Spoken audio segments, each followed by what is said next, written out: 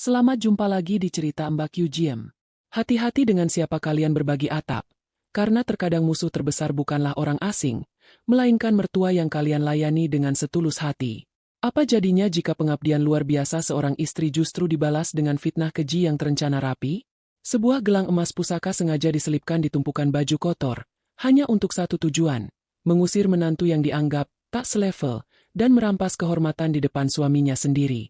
Di cerita kali ini, kita akan menyaksikan betapa hancurnya hati Isna saat dituduh sebagai pencuri oleh orang yang selalu ia suapi dan ia pijat kakinya setiap hari. Namun, ada satu hal yang lupa diperhitungkan oleh Ibu Laning dan Arbina, sebuah ponsel yang tertinggal dalam keadaan merekam. Bersiaplah menyaksikan detik-detik saat kejahatan mereka terbongkar dan membuat mereka gemetar ketakutan di kaki orang yang mereka zalimi. Inilah kisah tentang emas yang berkarat oleh dendam, dan hati yang tetap bersinar meski dihantam badai fitnah. Simak cerita lengkapnya sampai akhir, karena karma tidak pernah salah alamat. Matahari belum sepenuhnya menampakkan diri, namun Isna sudah berkutat dengan kepulan asap di dapur. Keringat membasahi dahi wanita muda itu saat ia dengan cekatan membuat bumbu, menggoreng lauk kesukaan keluarga suaminya, dan memastikan meja makan tertata sempurna. Tidak ada satupun butiran debu yang ia biarkan menempel di lantai rumah besar itu. Isna melakukannya dengan tulus, berharap pengabdiannya selama 2 tahun ini bisa melunakkan hati Ibu Laning, mertuanya, yang sejak hari pertama pernikahan tidak pernah menganggapnya ada. Isna mencintai Bagus dengan sepenuh hati, dan baginya, mencintai Bagus berarti harus sabar melayani ibu dan adik iparnya, Arbina, meski ia sering diperlakukan lebih rendah dari seorang asisten rumah tangga. Suara langkah kaki yang berat terdengar dari tangga. Itu Bagus, suaminya yang menjabat sebagai manajer di sebuah perusahaan konstruksi ternama. Isna segera menghampiri dengan senyum manis, membawakan tas kerja dan jas suaminya. Namun, Bagus hanya menatapnya dengan tatapan dingin.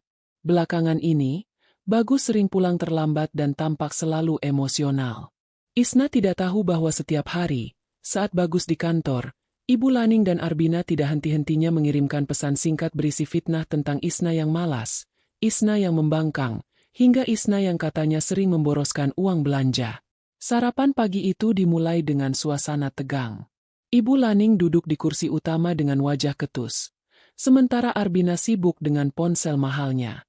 Isna menyajikan nasi goreng spesial ke piring Bagus, namun sebelum Bagus sempat menyuap, Ibu Laning berdeham keras. Ibu Laning mengatakan bahwa rasa masakan Isna semakin hari semakin tidak karuan, persis seperti orang yang tidak niat mengurus keluarga. Arbina menimpali dengan tawa mengejek, mengatakan bahwa Isna mungkin terlalu sibuk melamunkan harta warisan sehingga lupa cara memasak yang benar. Isna hanya terdiam, meremas ujung celemeknya di bawah meja, berusaha menahan air mata agar tidak jatuh di depan suaminya.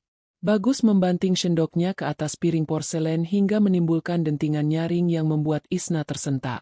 Bagus menatap Isna dengan tajam dan mengatakan bahwa Isna seharusnya bersyukur bisa tinggal di rumah semewah ini tanpa harus bekerja keras. Bagus menegaskan bahwa Isna hanya punya satu tugas, yaitu membahagiakan ibu dan adiknya. Tapi mengapa laporan yang ia terima selalu buruk? Isna ingin membela diri, ingin menceritakan bagaimana ia setiap hari dihina dan disuruh mengerjakan pekerjaan kasar yang tidak masuk akal, namun tenggorokannya terasa tercekat. Ia tahu, di rumah ini, suaranya tidak pernah memiliki beban yang sama dengan suara Ibu Laning. Setelah Bagus berangkat kerja, penderitaan Isna yang sebenarnya baru dimulai. Ibu Laning menyuruh Isna mencuci semua gorden di rumah itu secara manual tanpa mesin cuci karena alasan ingin menjaga serat kain. Arbina yang baru saja selesai bersolek, dengan sengaja menumpahkan segelas jus jeruk ke lantai yang baru saja dipel Isna. Arbina memerintah Isna untuk membersihkannya segera sambil memakinya dengan sebutan wanita kampung yang tidak tahu diri. Isna berjongkok, mengelap lantai itu dengan tangan gemetar. Ia tidak sadar bahwa di atas sana, dari balkon lantai 2, Ibu Laning dan Arbina sedang bertukar lirik penuh rencana jahat untuk menyingkirkannya selamanya dari rumah itu.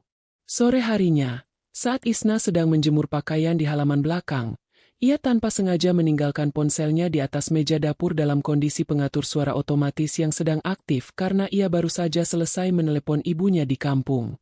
Di dalam dapur, Ibu Laning dan Arbina mulai berbisik-bisik mengenai sebuah rencana besar. Mereka tidak menyadari bahwa setiap kata yang keluar dari mulut mereka terekam dengan sangat jernih oleh ponsel Isna. Ibu Laning mengatakan bahwa ia sudah bosan melihat wajah Isna dan ingin Bagus segera menceraikannya agar Bagus bisa menikah dengan anak relasi bisnisnya yang merupakan seorang direktur utama. Rencana mereka sangat matang dan licik. Ibu Laning akan mengambil gelang emas pusaka peninggalan keluarga yang harganya mencapai ratusan juta rupiah dan menyembunyikannya di tempat yang paling memojokkan Isna. Mereka ingin Isna dicap sebagai pencuri yang rakus. Isna yang sudah selesai menjemur, masuk kembali ke dapur dan mengambil ponselnya tanpa curiga sedikit pun. Ia hanya merasa heran melihat Ibu Laning dan Arbina tersenyum manis kepadanya. Sebuah senyum yang tidak pernah ia dapatkan sebelumnya. Namun terasa sangat mengerikan karena menyembunyikan belati yang siap menikamnya dari belakang. Isna masuk ke kamar dengan perasaan tidak enak yang menyergap dadanya. Ia segera membereskan tumpukan baju kotor milik Bagus dan miliknya yang belum sempat dicuci karena tenaganya sudah habis untuk mengurus keperluan rumah. Di dalam tumpukan kain itu, tanpa Isna sadari, sesuatu yang berkilau telah berpindah tangan. Isna duduk di tepi ranjang, menatap foto pernikahannya dengan Bagus, mencoba mencari sisa-sisa kekuatan untuk bertahan satu hari lagi demi cinta yang mulai terasa menyakitkan. Isna tidak tahu bahwa malam ini, badai besar akan menghantam hidupnya dan meruntuhkan segala ketulusan yang selama ini ia bangun dengan cucuran keringat dan air mata. Malam itu suasana rumah terasa jauh lebih mencekam dari biasanya. Isna merasakan firasat buruk yang terus menghantui pikirannya saat ia menyiapkan makan malam. Ibu Laning dan Arbina duduk di ruang tengah dengan raut wajah yang dibuat seolah-olah sedang berbincang santai. Namun mata mereka terus melirik ke arah tangga, menantikan kepulangan Bagus. Isna tetap menjalankan tugasnya dengan patuh, meletakkan hidangan di atas meja makan satu persatu tanpa suara. Ia tidak menyadari bahwa beberapa jam yang lalu, saat ia sedang sibuk di halaman belakang, Ibu Laning telah mengendap-endap masuk ke kamarnya dan menyelipkan gelang emas pusaka bertahtakan berlian ke dalam lipatan baju kotor yang menumpuk di keranjang bambu pojok kamar. Gelang itu bukan sekedar perhiasan biasa, melainkan simbol kehormatan keluarga yang sangat diagungkan oleh Bagus. Ibu Laning tahu benar bahwa jika benda itu hilang, Bagus akan sangat murka dan tidak akan memberikan ampunan kepada siapapun pelakunya. Isna yang baru saja selesai menata meja makan, dipanggil oleh Ibu Laning dengan suara yang tiba-tiba terdengar lembut namun penuh kepalsuan. Ibu Laning meminta Isna untuk memijat kakinya sejenak sebelum Bagus sampai di rumah. Isna yang merasa tersanjung karena merasa mertuanya mulai membuka diri, segera melakukan perintah itu dengan tulus tanpa menaruh curiga sedikit pun pada jebakan yang sedang mengintai nyawanya. Tak lama kemudian, suara deru mobil Bagus terdengar memasuki garasi. Bagus melangkah masuk ke dalam rumah dengan wajah yang tampak sangat lelah setelah seharian penuh memimpin rapat di kantornya sebagai manajer yang sedang menangani proyek besar. Isna menyambut suaminya dengan hangat, mencoba menawarkan bantuan untuk membawakan tasnya, namun Bagus hanya melewatinya begitu saja. Bagus langsung menuju ruang makan, tempat Ibu Laning sudah menunggu dengan akting yang luar biasa dramatis. Ibu Laning tiba-tiba memegang dadanya dan mulai terisak pelan, membuat Bagus ketika panik dan menanyakan apa yang terjadi pada ibu tercintanya itu. Ibu Laning dengan suara bergetar mengatakan bahwa ia baru saja ingin memakai gelang pusaka pemberian almarhum suaminya untuk acara arisan besok, namun gelang itu sudah tidak ada di dalam kotak perhiasannya yang terkunci rapat. Arbina yang sudah berdiri di samping ibunya, langsung menyambar dengan ucapan pedas bahwa di rumah ini tidak ada orang asing selain mereka berempat. Pandangan Arbina tertuju tajam pada Isna yang masih memegang handuk kecil di tangannya. Arbina mengatakan bahwa belakangan ini ia sering melihat Isna masuk ke kamar Ibu Laning dengan alasan membersihkan ruangan. Padahal sebenarnya Isna mungkin sedang mengincar perhiasan berharga itu untuk dikirimkan kepada keluarganya di kampung. Bagus menoleh ke arah Isna dengan tatapan yang sangat mengintimidasi. Ia bertanya dengan nada rendah namun penuh penekanan apakah Isna mengetahui keberadaan gelang tersebut. Isna menggelengkan kepala dengan cepat. Air matanya mulai menggenang karena merasa dituduh melakukan sesuatu yang bahkan tidak pernah terlintas dalam pikirannya. Isna bersumpah demi Tuhan bahwa ia tidak pernah menyentuh kotak perhiasan mertuanya, apalagi mengambil isinya. Namun, Ibu Laning terus meratap, mengatakan bahwa gelang itu adalah satu-satunya kenangan dari ayah Bagus dan ia merasa sangat terpukul karena benda sepenting itu bisa hilang di rumahnya sendiri yang dijaga oleh menantu yang dianggapnya jujur. Arbina memanasi keadaan dengan mengusulkan agar mereka semua melakukan penggeledahan di seluruh sudut rumah, dimulai dari kamar Isna dan Bagus. Bagus yang sudah tersulut emosi dan merasa harga diri keluarganya diinjak-injak, setuju dengan usulan adiknya itu.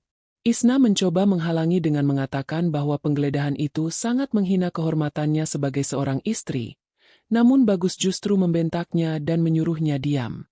Bagus menarik lengan Isna dengan kasar menuju kamar mereka di lantai atas, diikuti oleh Ibu Laning dan Arbina yang tidak bisa menyembunyikan senyum kemenangan di sudut bibir mereka saat melihat Isna yang mulai ketakutan. Di dalam kamar, suasana menjadi sangat gaduh. Arbina dengan sengaja melempar bantal-bantal ke lantai dan membuka lemari pakaian Isna dengan kasar, hingga semua isinya berantakan. Isna hanya bisa berdiri di pojok ruangan sambil memeluk dirinya sendiri, merasakan sakit yang luar biasa di hatinya karena suaminya sendiri tidak memberinya ruang untuk membela diri. Ibu Laning terus memprovokasi Bagus dengan mengatakan bahwa jika Isna tidak segera mengaku, maka masalah ini harus dibawa ke jalur hukum karena pencurian harta pusaka adalah kejahatan besar. Bagus yang mulai termakan hasutan itu, menatap Isna dengan kebencian yang mendalam, seolah-olah wanita di hadapannya adalah seorang kriminal ulung. Pencarian pun sampai pada puncaknya ketika Arbina menghampiri tumpukan baju kotor di pojok kamar. Dengan gerakan yang dibuat-buat, ia mengangkat satu persatu pakaian itu dan melemparkannya ke lantai. Isna merasa jantungnya berhenti berdetak saat melihat kilatan kuning emas yang memantulkan cahaya lampu kamar di antara tumpukan baju-baju tersebut. Sebuah gelang besar yang sangat mewah jatuh tepat di depan kaki Bagus dengan suara dentingan logam yang sangat nyata. Ruangan itu seketika menjadi sunyi senyap, menyisakan suara isak tangis Isna yang pecah saat ia menyadari bahwa fitnah kejam ini telah dirancang dengan sangat sempurna untuk menghancurkan hidupnya malam ini juga. Suasana kamar yang semula bising seketika berubah menjadi senyap yang mencekam. Bagus membeku di tempatnya, menatap nanar ke arah gelang emas pusaka yang tergeletak di atas lantai, tepat di tengah tumpukan baju kotor milik Isna. Ibu Laning segera menutup mulutnya dengan tangan, berpura-pura terkejut luar biasa, sementara Arbina berteriak histeris seolah-olah ia baru saja menyaksikan sebuah kejahatan paling keji di muka bumi. Isna merasakan seluruh persendiannya lemas. Ia jatuh terduduk di lantai dengan tatapan kosong, tidak percaya bahwa benda yang dituduhkan itu benar-benar ada di dalam kamarnya. Fitnah ini terasa begitu nyata dan menyesakkan dada, hingga Isna merasa oksigen di sekitar ruangan itu tiba-tiba menghilang. Bagus memungut gelang itu dengan tangan gemetar. Lalu ia berbalik menghadap Isna dengan wajah yang merah padam karena amarah yang memuncak. Bagus membentak Isna dengan suara yang menggelegar, menanyakan mengapa Isna tega melakukan pengkhianatan sebesar ini setelah semua kemewahan yang ia berikan. Isna mencoba meraih kaki suaminya, memohon agar Bagus mendengarkan penjelasannya bahwa ia sama sekali tidak tahu bagaimana perhiasan itu bisa berpindah ke tumpukan bajunya. Namun, Bagus menepis tangan Isna dengan kasar, membuat Isna tersungkur di lantai. Bagus merasa harga dirinya sebagai manajer yang dihormati di kantor kini hancur di tangan istrinya sendiri yang ia anggap sebagai pencuri. Ibu Laning melangkah maju dan mulai meratap dengan suara yang dibuat-buat merana, mengatakan bahwa ia tidak menyangka menantu yang selama ini ia beri makan dan tempat tinggal ternyata memiliki hati yang busuk. Ibu Laning terus memprovokasi Bagus, menyebut bahwa Isna pasti berencana menjual gelang itu untuk memperkaya keluarganya di desa yang miskin. Arbina pun tidak mau kalah.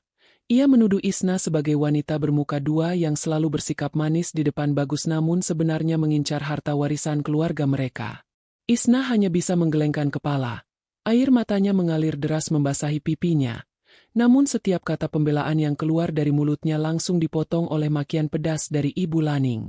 Kemarahan Bagus mencapai titik didih saat melihat ibunya menangis sesenggukan.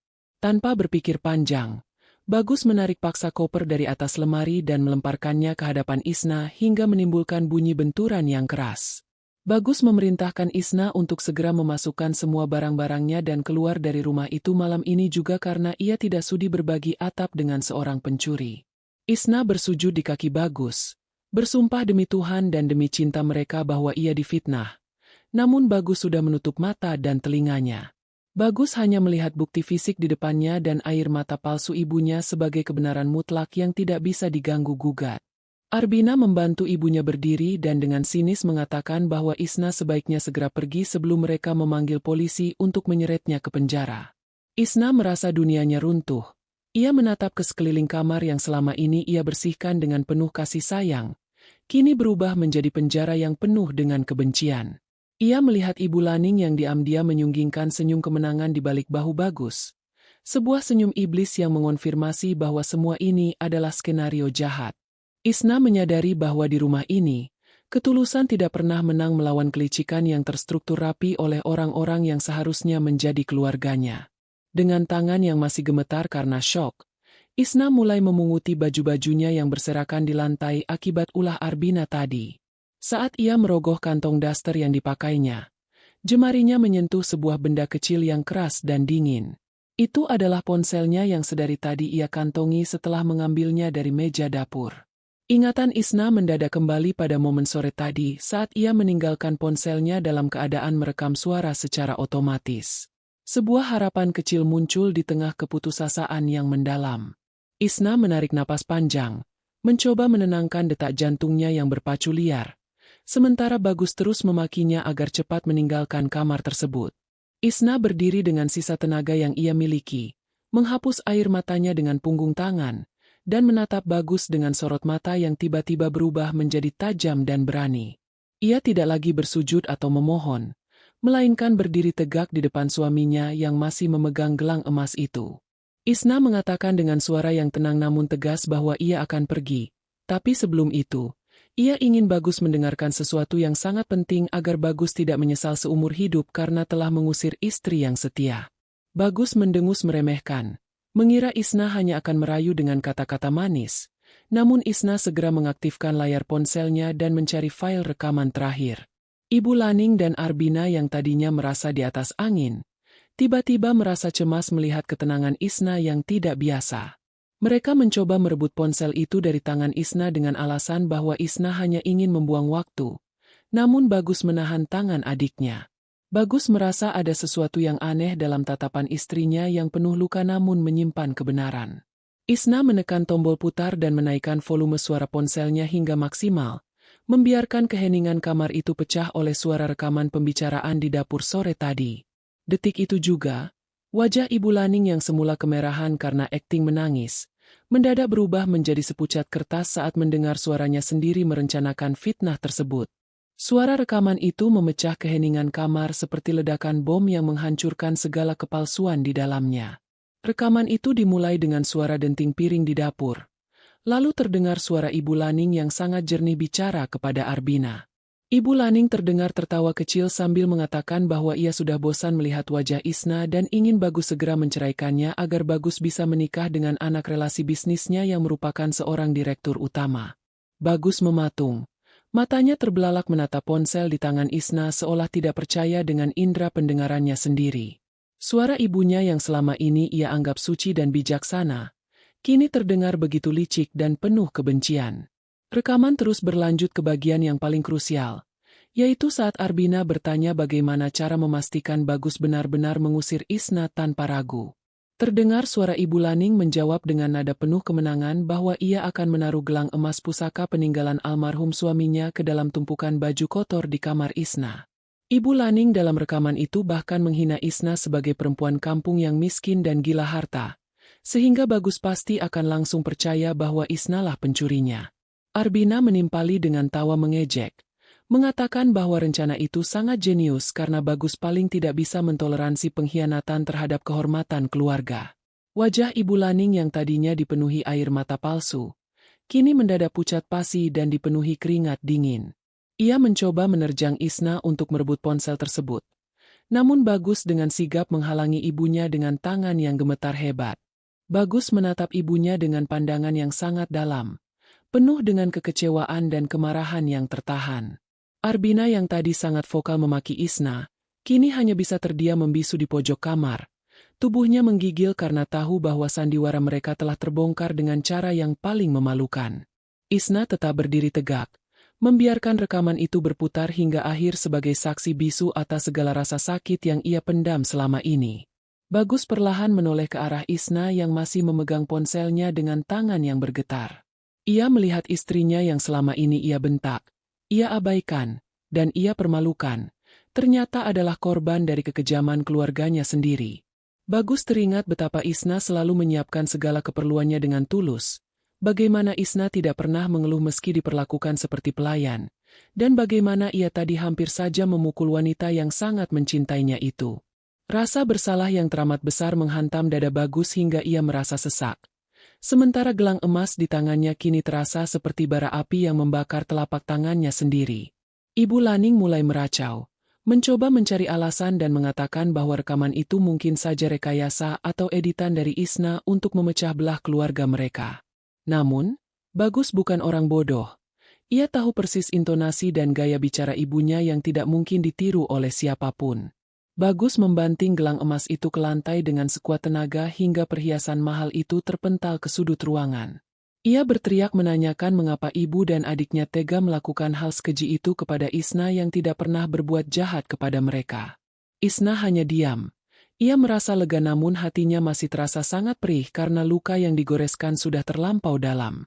Arbina mencoba mendekati Bagus, merengek meminta maaf dan mengatakan bahwa mereka melakukan itu semua demi kebaikan Bagus agar mendapatkan istri yang lebih sepadan secara status sosial. Namun, Bagus justru mendorong adiknya menjauh dan mengatakan bahwa ia merasa jijik melihat tingkah laku mereka yang tidak lebih baik dari penjahat. Bagus menyadari bahwa selama ini ia telah menjadi suami yang gagal, karena lebih mempercayai hasutan daripada ketulusan istrinya sendiri. Ia menatap kamar yang berantakan itu, hasil dari penggeledahan paksa yang dilakukan dengan niat jahat, dan menyadari betapa rendahnya martabat ibu dan adiknya di mata hukum dan moral. Isna perlahan mulai menutup kopernya, tidak peduli dengan keributan yang terjadi antara Bagus dan keluarganya. Bagus yang melihat Isna hendak pergi, langsung menarik koper itu dan memohon dengan suara parau agar Isna tidak meninggalkannya.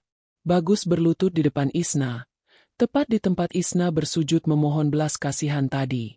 Bagus menangis, memohon ampun atas segala kebutaan matanya selama ini dan berjanji akan memperbaiki segalanya. Namun, Isna hanya menatap suaminya dengan tatapan yang kosong, seolah-olah semua emosinya telah terkuras habis oleh drama yang memuakkan ini. Ibu Laning yang melihat anaknya berlutut pada Isna, berteriak histeris dan mengancam akan pergi dari rumah jika Bagus tetap membela Isna. Bagus berdiri dengan tatapan dingin. Ia tidak lagi merasa takut pada ancaman ibunya yang selama ini selalu menjadi senjatanya. Bagus mengatakan dengan nada bicara yang sangat tenang namun mematikan bahwa jika ada yang harus pergi dari rumah ini, maka itu bukan Isna, melainkan orang-orang yang telah berkhianat pada kejujuran. Kalimat Bagus itu seketika membuat Ibu Laning dan Arbina terperangah, menyadari bahwa tahta kekuasaan mereka di rumah itu baru saja runtuh berkeping-keping. Bagus berdiri dengan tegak. Auranya sebagai seorang manajer yang tegas kini terpancar sepenuhnya di dalam kamar itu. Ia tidak lagi melihat Ibu Laning sebagai sosok ibu yang harus dipatuhi secara buta, melainkan sebagai seorang pelaku fitnah yang hampir menghancurkan hidupnya. Bagus menatap ibunya dan Arbina bergantian dengan tatapan yang sangat dingin, seolah mereka adalah orang asing yang baru saja tertangkap basah melakukan kejahatan besar. Ia menyatakan dengan suara yang rendah namun menggelegar bahwa mulai detik ini, segala fasilitas, uang bulanan, dan kemewahan yang mereka nikmati akan dihentikan total. Bagus menegaskan bahwa rumah ini adalah atas namanya, dan ia tidak akan membiarkan ada satupun kaki yang tega menginjak-injak harga diri istrinya tetap tinggal di sini. Ibu Laning histeris mendengarnya. Ia mulai memaki Bagus sebagai anak durhaka yang lebih mementingkan istri daripada ibu kandungnya sendiri. Namun, Bagus hanya tersenyum getir dan mengatakan bahwa durhaka yang sebenarnya adalah seorang ibu yang menjebak anaknya sendiri ke dalam dosa fitnah demi harta dan ego semata. Bagus mengeluarkan kunci mobil dan kartu kredit dari dompetnya. Lalu ia meminta Arbina untuk segera menyerahkan kunci mobil yang selama ini ia berikan. Arbina menangis tersedu-sedu, memohon agar kakaknya tidak sekejam itu. Namun Bagus sudah tidak memiliki rasa kasihan sedikit pun. Ia melihat Isna yang masih terdiam di sudut ranjang, dan rasa sakit di hati Isna jauh lebih berharga daripada air mata palsu adik iparnya. Keputusan Bagus sudah bulat dan tidak bisa diganggu-gugat. Ia memerintahkan Ibu Laning dan Arbina untuk keluar dari kamar itu dan segera berkemas.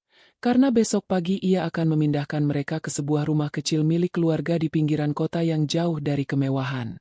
Bagus ingin mereka belajar bagaimana rasanya hidup tanpa pelayan, tanpa kemewahan, dan tanpa Isna yang selalu melayani mereka dengan sabar. Ibu Laning mencoba mendekati Bagus untuk memeluknya, berharap kasih sayang seorang anak akan meluluhkan kemarahan itu, namun Bagus menghindar dengan jijik. Ia mengatakan bahwa hatinya sudah tertutup rapat untuk orang-orang yang memiliki niat busuk terhadap wanita yang paling ia cintai. Setelah Ibu Laning dan Arbina keluar dari kamar dengan langkah gontai dan penuh ketakutan, suasana kamar menjadi sangat hening. Bagus perlahan mendekati Isna, lalu ia berlutut kembali di hadapan istrinya. Ia memegang tangan Isna yang dingin dan mulai menciumi punggung tangan itu berulang kali sambil memohon maaf yang sedalam-dalamnya. Bagus mengakui betapa bodohnya ia selama ini yang lebih sering mendengarkan bisikan setan daripada melihat ketulusan yang ada di depan matanya. Ia berjanji di depan Isna bahwa ia akan menjadi pelindung yang sesungguhnya dan tidak akan membiarkan siapapun, termasuk keluarganya sendiri, menyakiti Isna lagi di masa depan. Isna menatap suaminya dengan mata yang masih sembab. Ia melihat penyesalan yang sangat tulus di mata Bagus. Namun luka di hatinya tidak bisa sembuh begitu saja hanya dengan satu kata maaf. Isna mengatakan dengan suara yang sangat lembut namun mengandung luka yang dalam bahwa ia butuh waktu untuk bernapas dan menata kembali kepingan hatinya yang sudah hancur. Isna meminta agar Bagus benar-benar membuktikan ucapannya bukan hanya dengan kata-kata, tapi dengan tindakan nyata yang bisa menjamin ketenangannya. Bagus mengangguk mantap. Ia bersumpah akan melakukan apa saja untuk mendapatkan kembali kepercayaan istrinya, meskipun itu berarti ia harus berdiri sendirian melawan seluruh dunia. Malam itu juga, Bagus mengunci pintu kamar mereka dan memastikan tidak ada lagi gangguan dari luar. Ia membantu Isna merapikan kembali baju-baju yang tadi sempat dikeluarkan dari lemari dengan penuh kelembutan. Setiap kali ia menyentuh baju-baju itu, ia teringat bagaimana tadi ia membentak Isna, dan rasa malu itu kembali menusuk jantungnya. Bagus menyadari bahwa Isna adalah permata yang sesungguhnya di rumah ini, sementara emas pusaka yang diagungkan ibunya hanyalah logam mati yang tidak ada artinya jika dibandingkan dengan kesetiaan seorang istri yang teraniaya namun tetap bertahan demi cinta. Keesokan harinya, suasana rumah terasa sangat sepi dan hampa. Tidak ada lagi suara teriakan Ibu Laning yang memerintah. Tidak ada lagi suara musik keras dari kamar Arbina. Bagus benar-benar melaksanakan ucapannya dengan membawa mereka pergi ke rumah pengasingan di desa. Di sana, tidak ada satupun asisten rumah tangga yang akan membantu mereka. Ibu Laning dan Arbina harus belajar mencuci baju sendiri, memasak dengan bahan seadanya, dan merasakan bagaimana rasanya menjadi Isna yang selama ini mereka rendahkan. Mereka hanya bisa menatap mobil Bagus yang menjauh dengan rasa penyesalan yang mulai menggerogoti hati, menyadari bahwa keserakahan mereka telah menghancurkan segalanya. Bagus kembali ke rumah dan mendapati Isna sedang duduk di teras sambil menatap langit sore yang tenang. Ia menghampiri istrinya, duduk di sampingnya, dan menggenggam tangan Isna dengan erat. Bagus mengatakan bahwa mulai hari ini, mereka akan memulai lembaran baru tanpa bayang-bayang fitnah dan kebencian. Isna menyandarkan kepalanya di bahu Bagus, merasakan beban berat yang selama ini ia pikul perlahan-lahan mulai terangkat. Meskipun perjalanan untuk benar-benar pulih masih panjang, Isna tahu bahwa setidaknya sekarang ia tidak lagi berjuang sendirian, karena suaminya telah memilih untuk berdiri di sisinya sebagai pelindung yang takkan pernah goyah lagi. Waktu terus berjalan, membawa perubahan yang tidak pernah dibayangkan oleh Ibu Laning dan Arbina sebelumnya. Di sebuah rumah kecil di pinggiran kota yang jauh dari hiruk-pikuk kemewahan, Ibu Laning duduk termenung di kursi kayu yang keras. Tangannya yang dulu halus kini tampak kasar karena harus mencuci pakaian dan memasak sendiri. Tidak ada lagi pelayan yang sigap membawakan teh hangat atau memijat kakinya. Arbina pun tidak jauh berbeda. Ia yang dulu selalu tampil glamor kini harus bekerja sebagai staf administrasi biasa dengan gaji pas-pasan untuk menyambung hidup, karena Bagus benar-benar menutup akses aliran dana pribadinya. Kehidupan mewah yang mereka banggakan runtuh seketika, menyisakan penyesalan yang mendalam di setiap sudut ruangan sempit itu. Bagus membuktikan janjinya dengan sangat luar biasa. Ia mengundurkan diri dari rumah besar penuh kenangan pahit itu dan membeli sebuah rumah minimalis yang asri hanya untuk dirinya dan Isna. Sebagai manajer yang berdedikasi, Karir Bagus justru semakin melejit karena pikirannya kini lebih tenang tanpa gangguan drama keluarga yang toksik. Setiap pulang kerja, Bagus selalu menyempatkan diri membawa bunga atau makanan kesukaan Isna, mencoba membayar setiap tetes air mata yang pernah jatuh karena kesalahannya. Isna sendiri mulai menata hatinya kembali. Ia tidak lagi menjadi wanita yang penakut, melainkan sosok istri yang berwibawa dan dihormati sepenuhnya oleh suaminya. Suatu sore, kabar duka datang menyentak mereka. Ibu Laning jatuh sakit karena kelelahan dan tekanan batin yang berkepanjangan.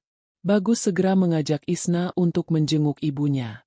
Saat mereka sampai di rumah kecil itu, pemandangan memilukan tersaji di depan mata. Ibu Laning terbaring lemah di atas kasur tipis, sementara Arbina menangis di sampingnya karena tidak tahu harus berbuat apa. Melihat kedatangan Isna, Ibu Laning langsung berusaha bangun dan bersujud di lantai. Dengan suara yang parau dan terputus-putus, ia memohon ampun atas segala fitnah kejam yang pernah ia lakukan. Ia mengaku bahwa selama ini ia buta oleh harta dan iri hati melihat ketulusan Isna yang begitu suci. Isna terdiam sejenak, menatap wanita tua yang dulu sangat berkuasa kini tampak begitu rapuh dan tak berdaya. Luka di hati Isna memang masih berbekas. Namun ia menyadari bahwa menyimpan kebencian hanya akan meracuni jiwanya sendiri. Dengan kelembutan hati yang luar biasa, Isna berlutut dan memeluk Ibu Laning.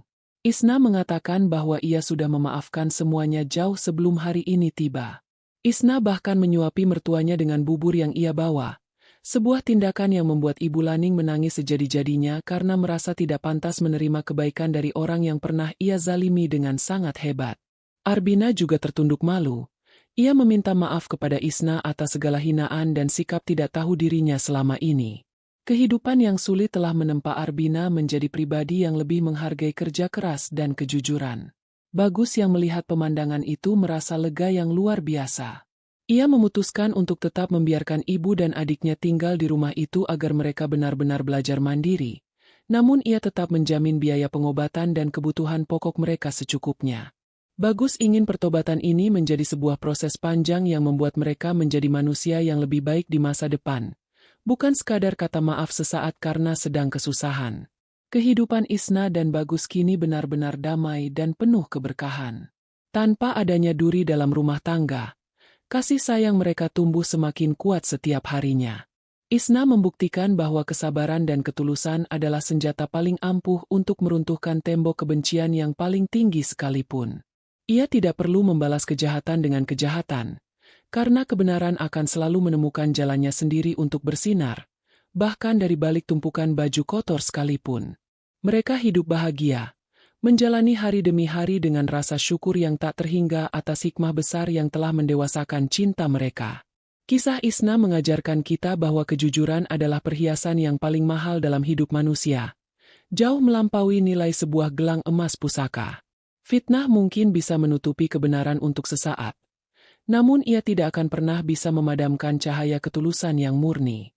Kejahatan yang dirancang dengan rapi akan selalu menyisakan celah yang akan membongkar pelakunya sendiri, karena Tuhan tidak pernah tidur melihat hambanya yang teraniaya. Pada akhirnya, cinta yang dibangun di atas landasan kepercayaan dan kejujuranlah yang akan bertahan menghadapi badai sehebat apapun. Jangan pernah merendahkan seseorang hanya karena status sosial atau asal-usulnya. Karena setiap orang memiliki harga diri yang harus dihormati. Seorang mertua seharusnya menjadi pelindung bagi menantunya, bukan menjadi sumber penderitaan. Ingatlah bahwa apa yang kita tabur, itulah yang akan kita tuai. Jika kita menabur fitnah dan kebencian, maka kehancuranlah yang akan kita dapatkan sebagai karmanya. Sebaliknya, kesabaran yang dibalut dengan doa akan selalu berbuah manis pada waktu yang tepat. Bagaimana menurut kalian jika kalian berada di posisi Isna? Apakah kalian sanggup memaafkan mertua yang sudah memfitnah sedemikian keji? Atau apakah menurut kalian hukuman yang diberikan Bagus kepada ibu dan adiknya sudah cukup adil untuk menebus rasa sakit hati Isna? Silakan bagikan pendapat dan pengalaman kalian di kolom komentar, agar kita bisa saling belajar tentang arti kesabaran dan keadilan dalam sebuah keluarga. Jangan lupa untuk selalu menghargai pasangan hidup kita sebelum penyesalan datang terlambat. Pernahkah kalian merasa begitu rendah di mata orang yang pernah berjanji untuk melindungi kalian seumur hidup? Hari itu, Harga diriku dihargai tidak lebih dari selembar uang Rp5.000 yang kotor dan kucel.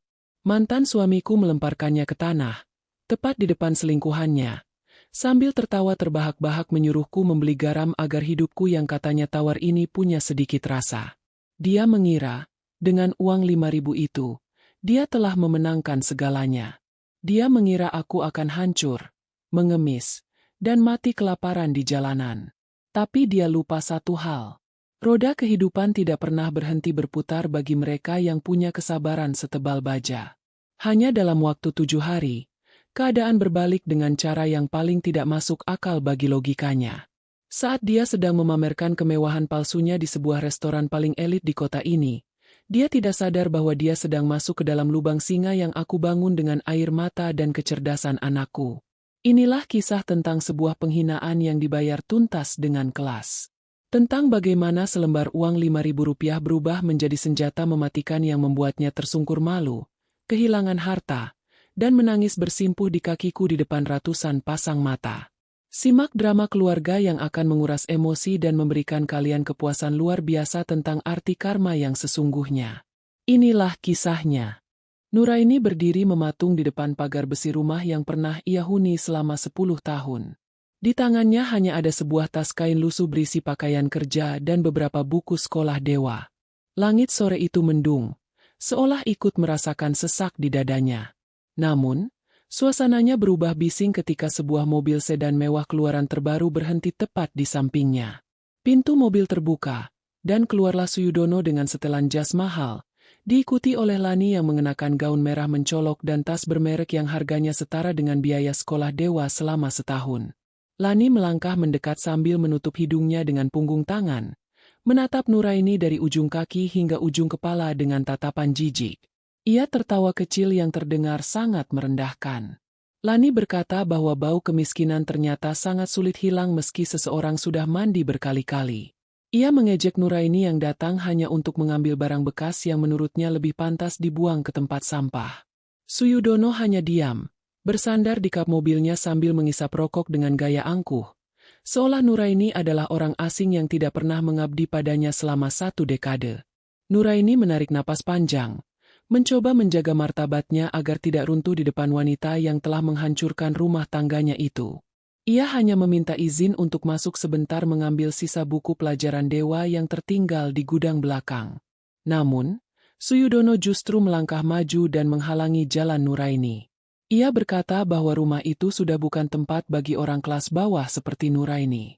Ia merasa keberadaan Nuraini hanya akan mengotori lantai marmernya yang baru saja dipoles.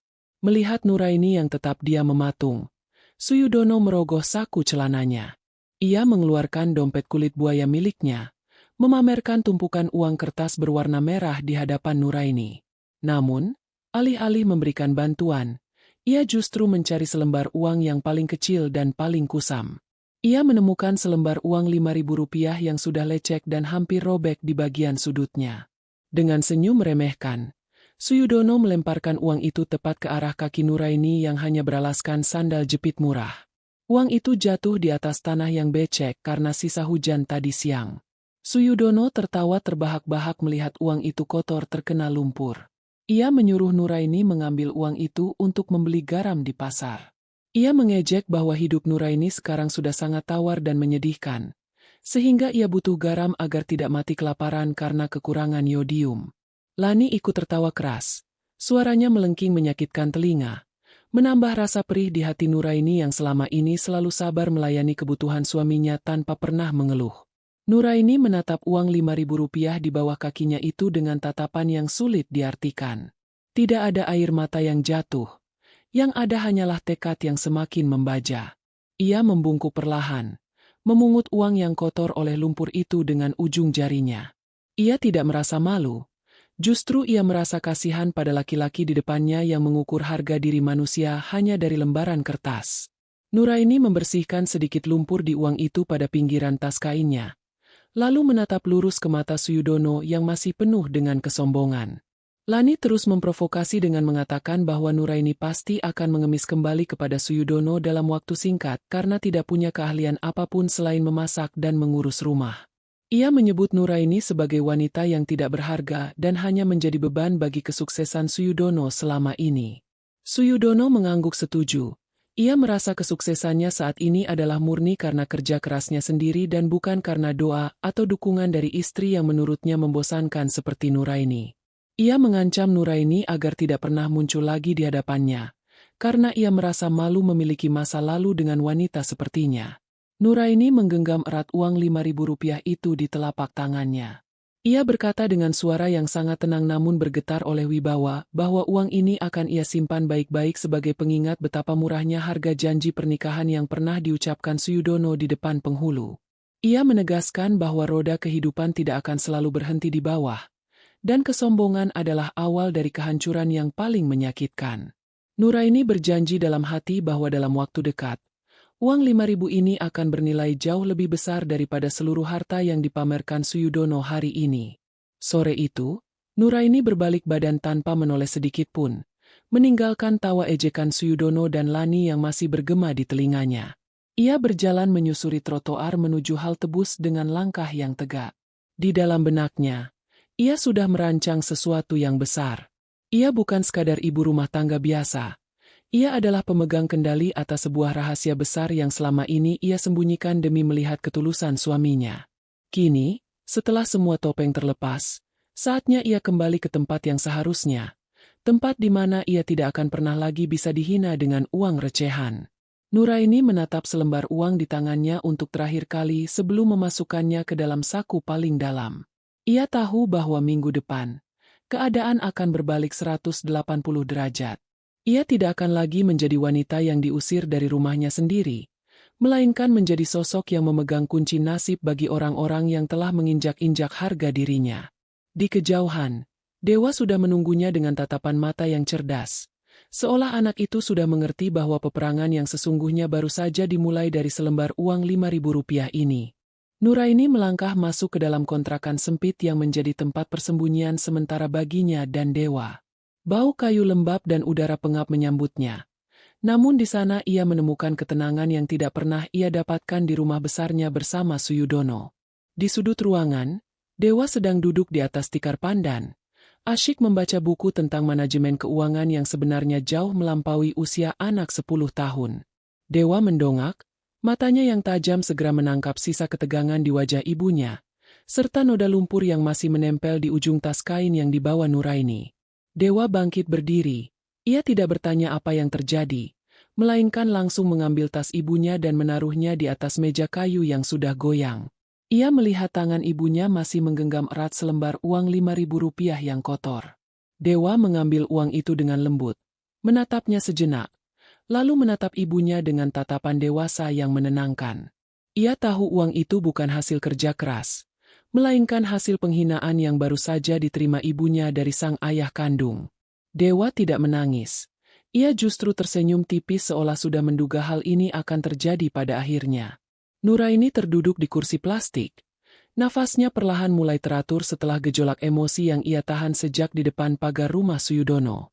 Ia menceritakan semuanya kepada Dewa, tentang bagaimana ayahnya melemparkan uang itu ke tanah dan menyuruhnya membeli garam. Dewa mendengarkan setiap kata dengan saksama. Tangannya mengepal namun wajahnya tetap tenang. Ia berkata kepada Nuraini bahwa garam adalah bumbu yang paling penting. Tanpa garam semua masakan tidak akan berharga. Sama seperti posisi ibunya dalam hidup Suyudono yang selama ini menjadi penyedap namun tidak pernah dianggap ada. Dewa kemudian berjalan menuju lemari kecil di pojok ruangan. Ia mengambil sebuah ponsel pintar dengan spesifikasi tinggi yang selama ini ia simpan di balik tumpukan baju sekolahnya. Ia menekan beberapa nomor, lalu berbicara dengan suara yang tegas dan berwibawa. Dewa menghubungi asisten pribadinya, seorang pria dewasa yang merupakan manajer operasional di seluruh jaringan restoran milik Nuraini. Ia memberikan instruksi agar seluruh persiapan pembukaan cabang restoran terbaru yang bernama The Golden Salt dipercepat pengerjaannya, karena ia ingin peresmian itu menjadi panggung pembuktian bagi ibunya. Nuraini menatap anaknya dengan bangga sekaligus haru. Ia tahu Dewa adalah anak yang sangat cerdas dan memiliki bakat bisnis yang luar biasa menurun darinya.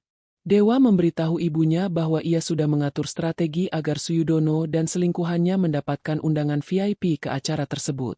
Ia ingin ayahnya melihat dengan mata kepala sendiri bahwa wanita yang ia anggap remeh sebenarnya adalah pemilik tunggal dari gedung mewah yang baru saja dibeli oleh perusahaan induk mereka.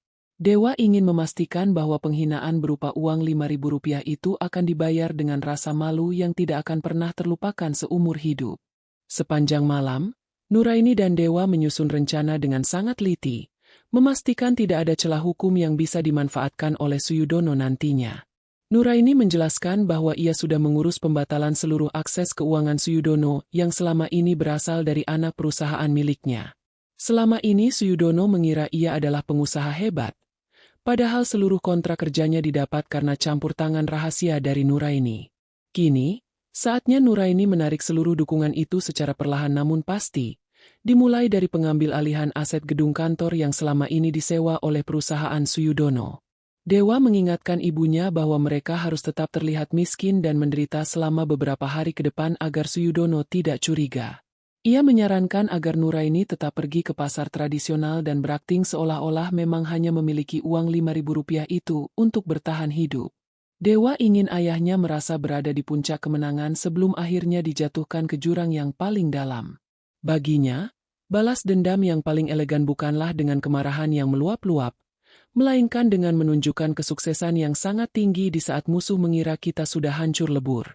Menjelang tengah malam, Dewa memeluk ibunya erat-erat. Ia berjanji bahwa minggu depan tidak akan ada lagi air mata yang disembunyikan di balik senyuman sabar. Ia meyakinkan Nuraini bahwa uang Rp5.000 itu akan ia bingkai dan diletakkan di lobi restoran sebagai pengingat akan perjuangan mereka. Nuraini merasa beban di pundaknya sedikit terangkat karena memiliki anak yang begitu pengertian dan tangguh. Ia tahu bahwa ia tidak berjuang sendirian. Ada Dewa yang menjadi pelindung sekaligus otak di balik serangan balik yang akan mereka lancarkan kepada Suyudono dan Lani dalam waktu dekat. Nuraini akhirnya bisa memejamkan mata dengan tenang di atas kasur tipisnya, meskipun bayangan wajah angkuh Suyudono masih sesekali melintas. Ia membayangkan betapa terkejutnya pria itu saat mengetahui bahwa asisten yang selama ini ia perintah di kantor sebenarnya adalah orang suruhan Dewa.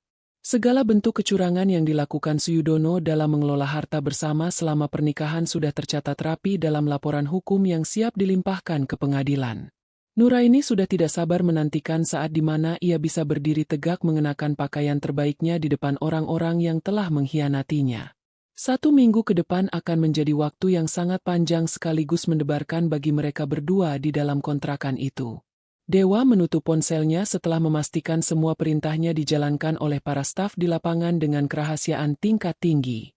Ia mematikan lampu kamar, meninggalkan ruangan dalam kegelapan yang penuh dengan rencana besar yang mematikan bagi siapapun yang berani merendahkan ibunya. Di bawah bantalnya, uang Rp5.000 itu tersimpan rapi, siap untuk dikembalikan kepada pemilik asalnya dengan cara yang paling menyakitkan dan memalukan di depan publik. Suyudono sedang duduk santai di ruang tamu rumah mewahnya sambil menyesap kopi mahal saat kurir berseragam rapi mengetuk pintu pagar. Lani dengan antusias berlari keluar dan kembali membawa sebuah amplop tebal berwarna hitam legam dengan ukiran tinta emas di permukaannya. Mata Lani berbinar saat membaca tulisan di depan amplop tersebut yang menyatakan bahwa itu adalah undangan VIP untuk peresmian restoran The Golden Salt dan gedung perkantoran terpadu di pusat kota. Mereka merasa sangat terhormat karena hanya orang-orang kelas atas dengan kekayaan tertentu yang kabarnya mendapatkan undangan eksklusif seperti itu.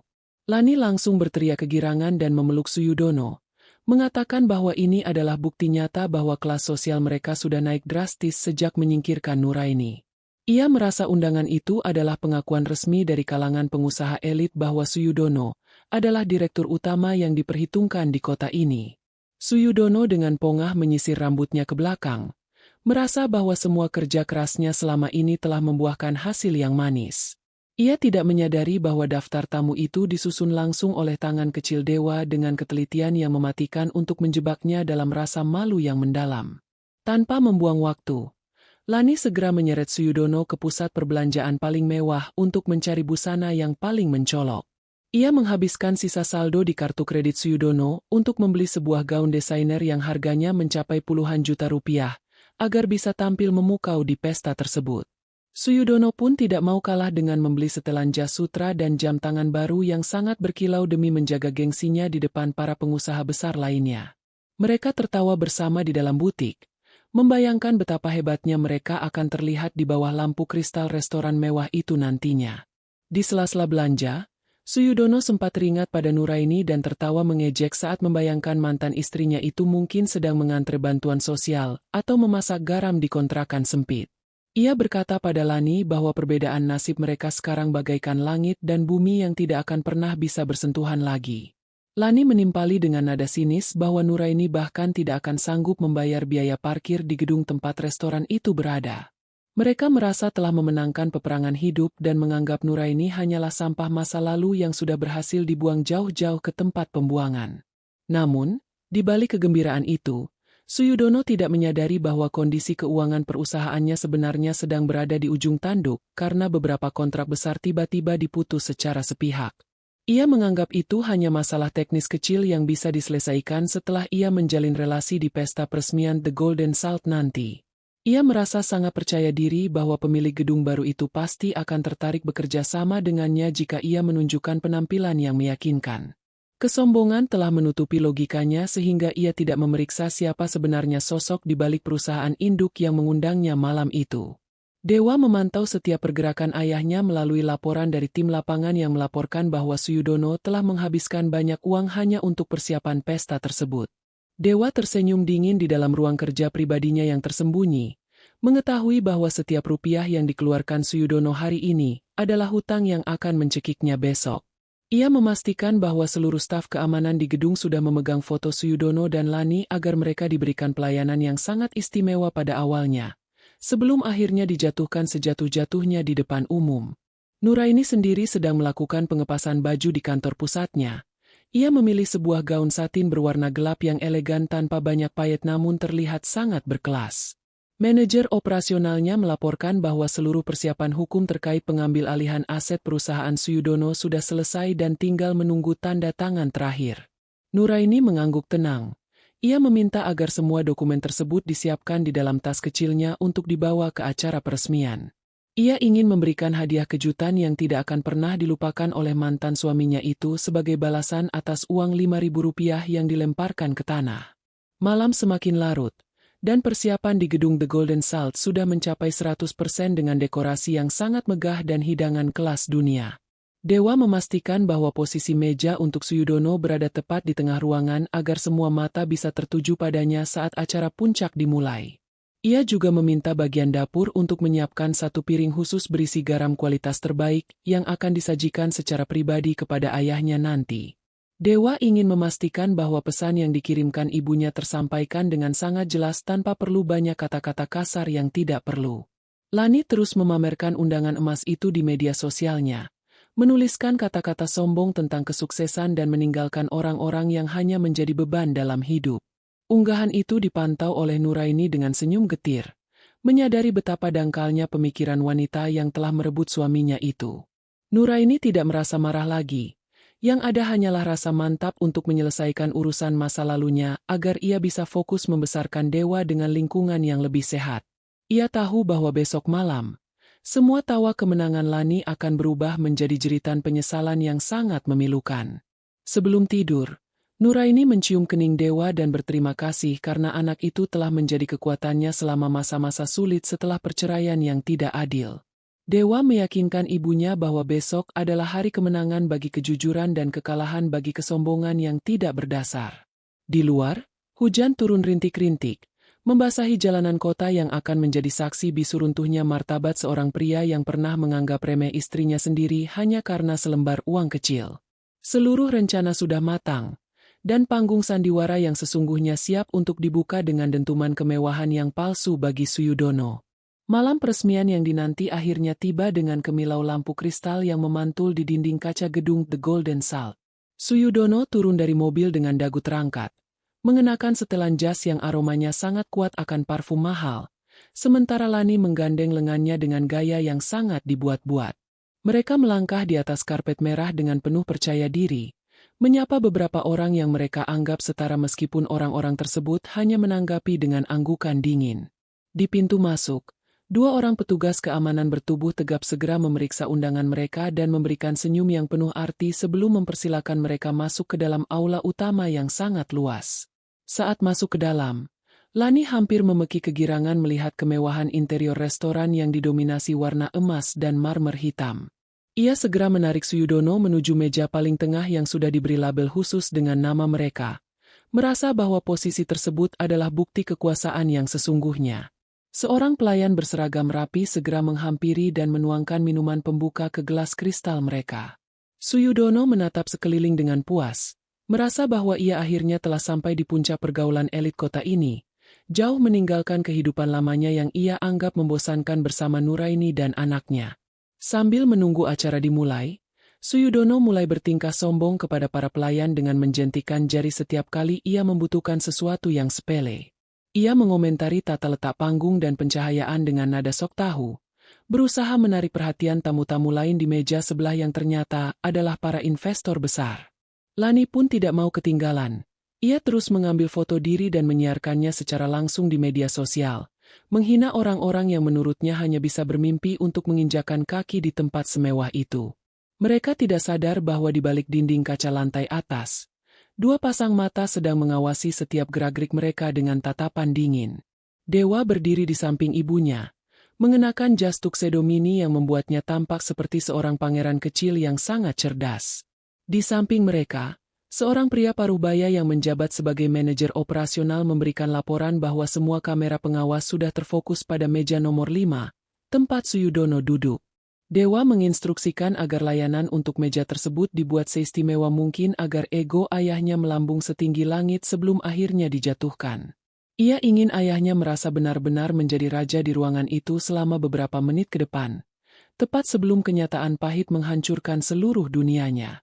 Nuraini menarik napas dalam. Ia tampak sangat cantik dan berwibawa dengan gaun satin hitamnya yang jatuh dengan sempurna di tubuhnya yang ramping. Ia memegang sebuah map kulit kecil yang berisi dokumen-dokumen krusial mengenai status kepemilikan gedung dan surat pemutusan hubungan kerja bagi perusahaan Suyudono. Meskipun hatinya sempat merasa bergetar melihat pria yang pernah ia cintai bersikap begitu memuakan, ia segera menguatkan diri demi masa depan Dewa. Ia mengingat kembali rasa dingin uang Rp5.000 di tangannya minggu lalu, dan rasa sedih itu seketika berubah menjadi kekuatan yang tidak tergoyahkan. Suasana restoran mendadak hening saat pembawa acara naik ke atas panggung dan mengumumkan bahwa peresmian akan segera dimulai oleh direktur utama sekaligus pemilik tunggal gedung tersebut. Suyudono berbisik kepada Lani bahwa ia sangat penasaran siapa orang hebat yang mampu membeli gedung sebesar ini dalam waktu singkat. Ia bahkan sudah menyiapkan kartu namanya, berharap bisa menjilat sang pemilik agar mendapatkan proyek renovasi atau kerja sama lainnya. Ia merasa sangat percaya diri bahwa dengan penampilannya yang sekarang, sang pemilik gedung pasti akan menyambutnya dengan tangan terbuka sebagai rekan bisnis yang potensial. Tepat saat lampu sorot utama mengarah ke tengah panggung, musik orkestra yang megah mulai bergema di seluruh ruangan, menciptakan atmosfer yang sangat dramatis. Pelayan pribadi Dewa mendekati meja Suyudono dan meletakkan sebuah penutup hidangan dari perak yang sangat cantik di atas meja mereka. Suyudono mengira itu adalah menu spesial pembuka untuk tamu VIP, sehingga ia membukanya dengan gerakan yang sangat dramatis agar dilihat oleh tamu lain.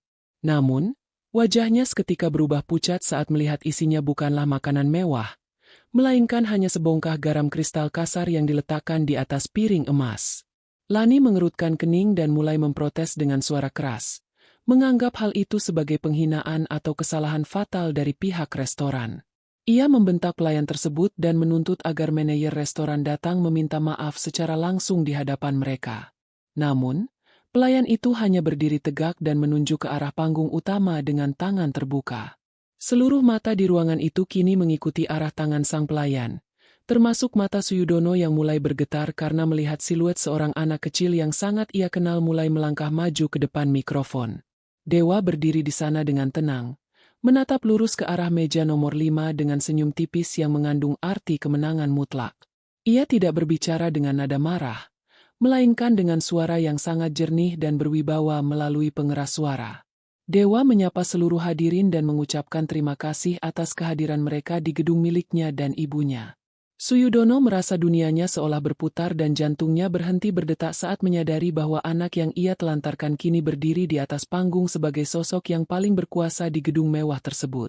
Ketegangan di aula itu memuncak saat Dewa menyebutkan bahwa ada satu tamu istimewa yang telah memberinya inspirasi besar untuk membangun restoran ini melalui sebuah donasi kecil sebesar Rp5.000.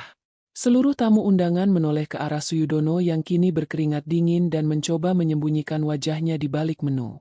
Lani tampak membeku, tidak mampu mengeluarkan kata-kata saat menyadari bahwa gaun mahal yang ia kenakan mungkin saja dibeli dari sisa harta yang sebenarnya dikendalikan oleh wanita yang tempo hari ia injak-injak harga dirinya. Pintu aula utama terbuka lebar, memberikan jalan bagi sosok wanita anggun yang berjalan perlahan menuju panggung dengan wibawa seorang ratu. Nuraini melangkah perlahan menembus barisan meja para tamu dengan langkah yang sangat tenang namun penuh penekanan. Setiap derap langkah sepatunya di atas lantai marmer seolah menjadi detak jantung yang memacu adrenalin bagi Suyudono yang kini terduduk kaku. Semua mata tertuju pada Nuraini, mengagumi keanggunan dan aura kepemimpinan yang terpancar kuat dari wajahnya. Tidak ada lagi sisa-sisa wanita kusam yang membawa tas kain lusuh di halte bus minggu lalu. Kini, ia berdiri di hadapan publik sebagai direktur utama dari konsorsium yang menguasai berbagai aset properti di kota tersebut. Suyudono mencoba untuk berdiri, namun kakinya terasa lemas seperti jeli. Ia menatap Nuraini dengan mulut ternganga, mencoba mencari kata-kata yang tepat namun yang keluar hanyalah suara gagap yang tidak jelas. Lani di sampingnya tampak lebih hancur lagi. Ia berusaha menutupi wajahnya dengan tas bermerek yang ternyata belum sepenuhnya ia lunasi. Mereka berdua mendadak menjadi pusat perhatian yang memalukan di tengah pesta yang seharusnya menjadi panggung kemegahan mereka. Para pengusaha lain yang tadi sempat disapa dengan sombong oleh Suyudono kini mulai berbisik-bisik sambil menatap mereka dengan tatapan merendahkan. Dewa memberikan mikrofon kepada ibunya dengan sikap yang sangat sopan. Nuraini menerima mikrofon itu, namun ia tidak segera berbicara. Ia hanya menatap Suyudono dari atas panggung, memberikan jeda yang menyiksa bagi mental mantan suaminya. Akhirnya, suara Nuraini menggema di seluruh penjuru aula. Sangat lembut namun tajam menghujam harga diri Suyudono. Ia mengatakan bahwa kesuksesan sejati tidak dibangun dari menjatuhkan orang lain, melainkan dari ketabahan saat berada di titik terendah. Ia juga berterima kasih secara terbuka atas sumbangan Rp5.000 dari Suyudono yang ia sebut sebagai pengingat abadi akan sifat kikir dan sombong. Mendengar hal itu, beberapa tamu undangan yang merupakan kolega bisnis Suyudono mulai tertawa kecil. Mereka merasa geli mengetahui bahwa pria yang selama ini berlagak kaya ternyata pernah menghina istrinya sendiri dengan uang recehan untuk membeli garam. Suyudono merasa wajahnya terbakar hebat karena rasa malu yang belum pernah ia rasakan seumur hidup. Ia ingin sekali berteriak bahwa itu semua bohong.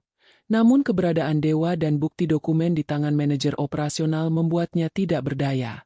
Ia menyadari bahwa posisinya benar-benar sudah tersudut dan tidak ada jalan keluar untuk menyelamatkan mukanya. Lani yang sudah tidak tahan dengan situasi itu mencoba bangkit dan berteriak bahwa Nuraini pasti melakukan kecurangan atau menggunakan harta Gonogini secara ilegal.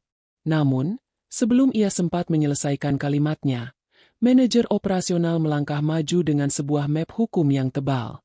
Manajer itu menjelaskan di depan umum bahwa gedung tempat mereka berdiri, termasuk kantor yang disewa oleh perusahaan Suyudono, telah dibeli secara tunai oleh perusahaan Nuraini. Ia juga menegaskan bahwa seluruh kontrak kerjasama antara perusahaan Suyudono dengan pihak ketiga telah dibatalkan mulai detik itu juga karena adanya pelanggaran etika dan indikasi manipulasi laporan keuangan yang ditemukan tim audit Nuraini. Suyudono jatuh terduduk kembali ke kursinya dengan lemas. Wajahnya pucat pasi seperti mayat. Ia menyadari bahwa kehancuran karirnya terjadi hanya dalam hitungan menit. Perusahaan yang selama ini ia banggakan ternyata berdiri di atas fondasi yang sangat rapuh yang selama ini disokong secara diam-diam oleh jaringan bisnis keluarga Nuraini. Dengan ditariknya seluruh dukungan tersebut, ia bukan lagi seorang direktur utama, melainkan hanya seorang pria dengan tumpukan hutang yang besar. Lani yang melihat keadaan itu mulai melepaskan gandengannya dari lengan Suyudono, menunjukkan tanda-tanda bahwa ia akan segera meninggalkan pria itu setelah hartanya ludes. Nuraini kemudian memberikan isyarat kepada pelayan untuk mendekati meja Suyudono sekali lagi. Kali ini, pelayan itu tidak membawakan garam, melainkan sebuah amplop coklat besar yang berisi surat pengosongan kantor dan rumah yang saat ini ditempati Suyudono. Nuraini menjelaskan bahwa rumah tersebut ternyata telah dijadikan jaminan hutang oleh Suyudono tanpa sepengetahuannya dulu, Dan kini perusahaan Nuraini telah melunasi hutang tersebut sehingga kepemilikan tanah dan bangunan secara sah jatuh ke tangannya. Ia memberikan waktu tepat 24 jam bagi Suyudono dan Lani untuk mengemasi barang-barang mereka sebelum petugas keamanan datang melakukan pengosongan paksa. Seluruh ruangan mendadak gaduh dengan suara tepuk tangan dari para tamu yang merasa puas melihat sebuah keadilan ditegakkan secara elegan. Mereka mengagumi cara Nuraini membalas dendam tanpa perlu menggunakan kekerasan atau kata-kata kotor, melainkan dengan kekuatan hukum dan ekonomi yang mutlak. Suyudono hanya bisa menundukkan kepala. Air mata penyesalan mulai jatuh di pipinya. Namun itu sudah terlambat. Ia mengingat kembali saat ia tertawa terbahak-bahak melempar uang Rp5.000 ke tanah. Dan kini ia menyadari bahwa harga dirinya memang benar-benar hanya seharga uang tersebut di mata dunia. Dewa kembali mengambil mikrofon dan menutup sesi tersebut dengan mengatakan bahwa pesta akan terus berlanjut dengan hidangan terbaik bagi para tamu yang tahu cara menghargai sesama manusia. Ia kemudian meminta petugas keamanan untuk mengawal Suyudono dan Lani keluar dari gedung, karena mereka dianggap sebagai tamu yang tidak lagi diinginkan. Proses pengusiran itu dilakukan secara sopan namun tegas di depan ratusan mata kamera ponsel para tamu yang mengabadikan momen jatuhnya sang mantan direktur yang sombong. Suyudono dan Lani pun tersungkur malu saat digiring keluar, melewati pintu mewah yang kini terasa seperti pintu penjara bagi masa depan mereka. Nuraini menatap kepergian mereka dengan perasaan lega yang sangat dalam, seolah sebuah beban besar yang selama ini menghimpit dadanya telah terbang terbawa angin malam. Ia tidak merasa senang melihat orang lain menderita, namun ia merasa tenang karena telah berhasil melindungi haknya dan hak anaknya. Ia menggandeng tangan Dewa dengan erat, menyadari bahwa perjalanan baru mereka sebagai pemilik kerajaan bisnis yang jujur baru saja dimulai. Di bawah sorot lampu panggung, Nuraini berdiri tegak sebagai pemenang yang sesungguhnya, meninggalkan bayang-bayang masa lalu yang pahit demi menyambut fajar kemenangan yang lebih cerah bagi keluarganya. Nuraini menatap Dewa dengan penuh rasa syukur, sementara musik kembali mengalun lembut menenangkan suasana. Ia tahu bahwa mulai besok, tidak akan ada lagi pria yang berani melemparinya dengan uang receh, karena ia telah membuktikan bahwa kemuliaan hati seorang ibu jauh lebih kuat dari harta manapun. Malam itu menjadi saksi bahwa setiap tetes air mata kesabaran akan selalu berbuah manis jika diiringi dengan usaha yang cerdas dan restu Sang Pencipta. Nuraini berjalan menjauh dari panggung, membiarkan para tamu menikmati pesta, sementara ia dan Dewa menuju ruang pribadi untuk merayakan kemenangan mereka dalam kesunyian yang penuh makna. Hari pertama setelah pesta peresmian yang mengguncang kota itu, Nuraini terbangun dengan perasaan yang sangat ringan. Ia tidak lagi harus berpura-pura menjadi wanita lemah yang bersembunyi di balik kesederhanaan kontrakan sempit. Kini, ia duduk di kursi direktur utama di kantor pusatnya yang terletak di lantai paling atas gedung The Golden Salt. Dari jendela besar di belakang mejanya, ia bisa melihat seluruh penjuru kota yang kini berada di bawah kendali bisnisnya. Nuraini memanggil manajer operasionalnya untuk memastikan bahwa proses hukum atas penyitaan aset Suyudono berjalan sesuai dengan peraturan pertanahan dan hukum perdata yang berlaku, tanpa ada satupun celah yang bisa diperdebatkan di pengadilan nantinya. Manajer operasional melaporkan bahwa Suyudono telah mencoba menghubungi kantor berkali-kali untuk memohon belas kasihan, namun seluruh akses komunikasinya telah diblokir. Selain itu, pihak bank telah membekukan seluruh rekening pribadi Suyudono, karena adanya temuan penggelapan dana perusahaan yang dilaporkan oleh tim audit Nuraini. Lani, yang sebelumnya begitu setia saat Suyudono bergelimang harta, ternyata benar-benar pergi meninggalkan pria itu setelah mengetahui bahwa semua asetnya telah disita. Suyudono kini benar-benar tinggal sebatang kara di sebuah penginapan murah, meratapi nasibnya yang berubah dari seorang pengusaha angkuh menjadi orang yang tidak memiliki apa-apa. Dewa masuk ke ruangan ibunya dengan membawa sebuah bingkai kaca kecil. Di dalamnya, tersimpan selembar uang Rp5.000 yang sudah dibersihkan dari lumpur namun tetap terlihat kusam. Dewa meletakkan bingkai itu di meja kerja Nuraini sebagai simbol kemenangan atas kesabaran. Ia mengatakan pada ibunya bahwa uang ini adalah investasi paling berharga yang pernah mereka miliki, karena uang itulah yang membakar semangat mereka untuk membuktikan jati diri yang sesungguhnya. Nuraini tersenyum dan mengelus rambut anaknya, menyadari bahwa Dewa telah tumbuh menjadi pria kecil yang memiliki integritas dan kecerdasan luar biasa. Siang itu, Nuraini memutuskan untuk mendatangi kantor lama Suyudono untuk terakhir kalinya guna memantau pengosongan gedung secara langsung. Saat ia tiba, ia melihat Suyudono sedang duduk di trotoar depan kantor dengan tumpukan kardus berisi barang-barang pribadinya. Wajah pria itu kusam, pakaiannya kusut, dan matanya merah karena kurang tidur. Begitu melihat mobil mewah Nuraini berhenti, Suyudono mencoba mendekat dan bersimpuh di dekat pintu mobil. Ia memohon maaf dan meminta agar Nuraini memberikan satu kesempatan lagi untuknya memperbaiki hubungan mereka, demi masa depan Dewa. Nuraini menurunkan kaca jendela mobilnya sedikit, menatap mantan suaminya itu dengan tatapan yang tenang tanpa ada kemarahan sedikit pun. Ia berkata bahwa pintu maaf selalu terbuka sebagai sesama manusia. Namun pintu untuk kembali menjadi bagian dari hidupnya telah tertutup rapat sejak uang 5.000 itu menyentuh tanah. Nuraini menegaskan bahwa keadilan telah ditegakkan, dan sekarang adalah waktu bagi Suyudono untuk belajar menghargai orang lain mulai dari nol. Ia tidak memberikan uang sepeser pun, melainkan memberikan sebuah nasihat bahwa harta bisa dicari, namun harga diri yang telah dibuang tidak akan pernah bisa dibeli kembali. Mobil Nuraini berlalu pergi, meninggalkan Suyudono yang terus menangis di pinggir jalan di bawah terik matahari. Nuraini merasa tugasnya sebagai seorang ibu dan wanita yang pernah terzalimi telah tuntas.